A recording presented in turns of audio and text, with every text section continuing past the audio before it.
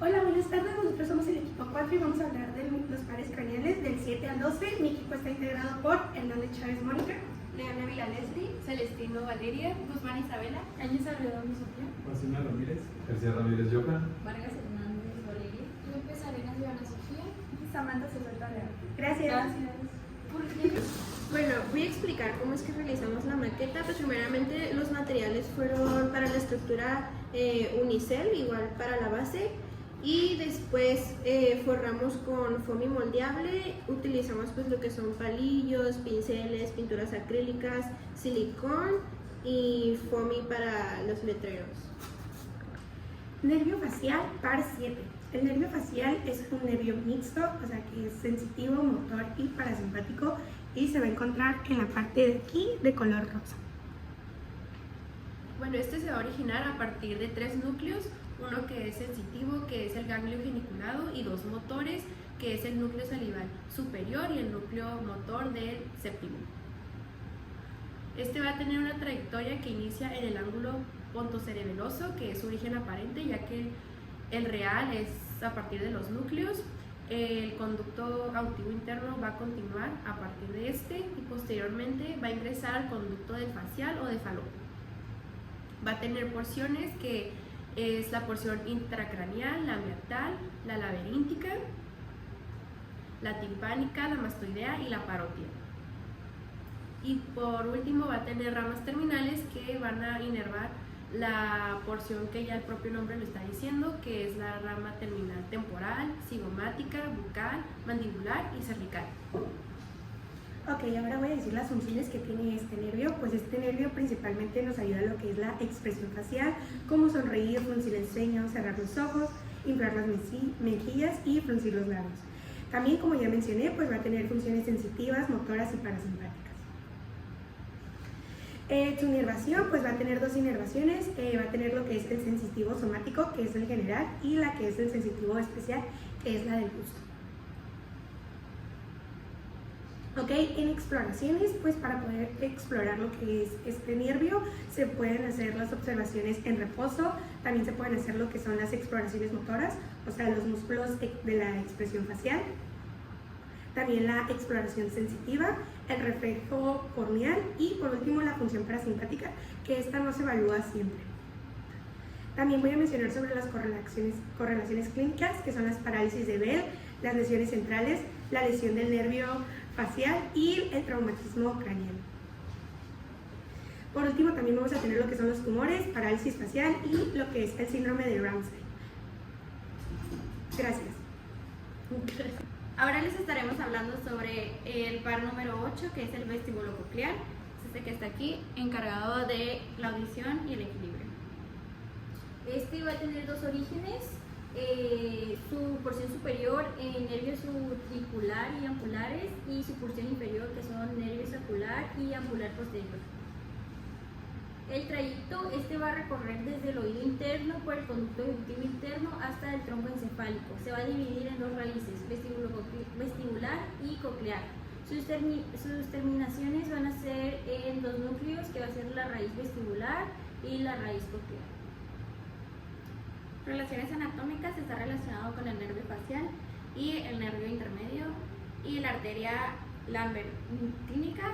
En el ángulo portocerebeloso se encuentra cerca del nervio facial y de los vasos de las venas cerebrosas. Su origen del nervio coclear va a provenir del órgano espiral de Corti.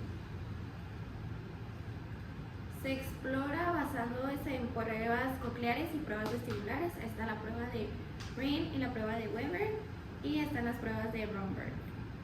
Bueno, ahora yo voy a hablar sobre el nervio glosofaríngeo del par craneal 9, el cual se puede ubicar en la parte de acá.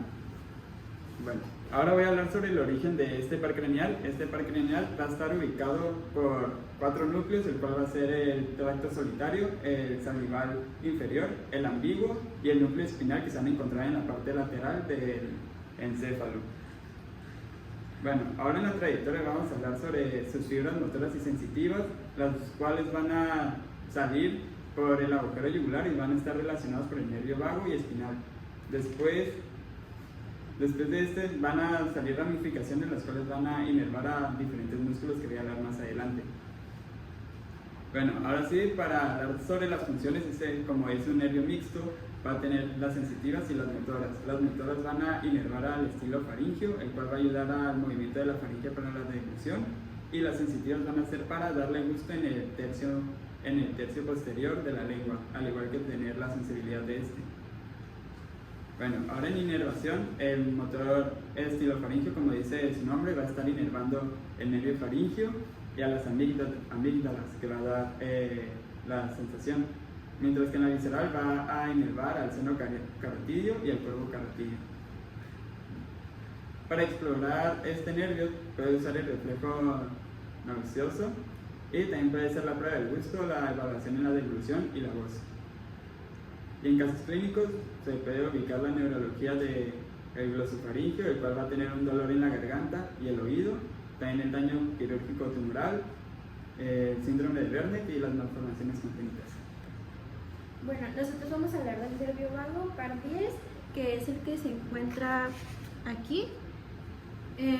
Este nervio va a tener origen en el bulbo raquídeo, específicamente en el núcleo ambiguo, que este va a tener una función motora, y del núcleo dorsal vago y el núcleo del tracto solitario, que este va a tener una función sensitiva.